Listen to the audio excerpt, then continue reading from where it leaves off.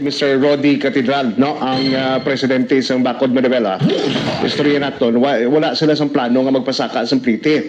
Pero pila ka mga grupo sa transport nga plano iya kuno maduso sa provisional fare increase. Pero tiya mo na naklaro na naton local diriya way sa plano. Going back, Sir Rodi, ang ining pagsapol nyo na, ang pagtipo ninyo with LTO, LTFRB this August 8, sir? Yes, katropang Wen, ang aton sinapol, no? Kahapon lang at laging tagpuan kita ni Honorable Pagkilor Wilson Gambuang para matagaan tagit ang madalong nga solusyon. Ining preparasyon para sa apprehension sa pizza 16 naton katropang Wen. Ano naman, ang TTO, ang LTFRB, nag-hold on pa ni Japon sa department order na daw kita naman, may depekto naman eh.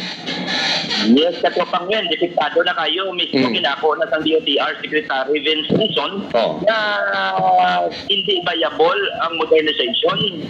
Damo na sa problema, damo na nakalawadaan sa plangabuyan. Hindi sufficient, hindi sila consistent ilang pagbulig sa modernization program para padayon Japon.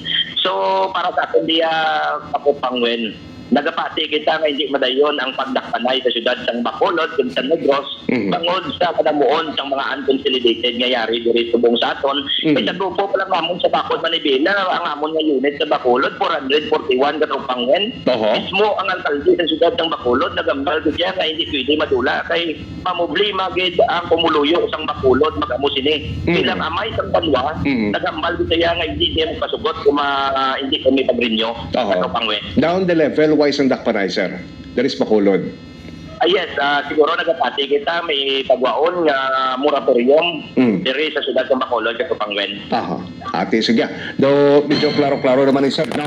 Pero tingnan nyo, medyo positive dyan eh. Do amo na ning ang mga ginalauman nyo nga akto na local government pabor sa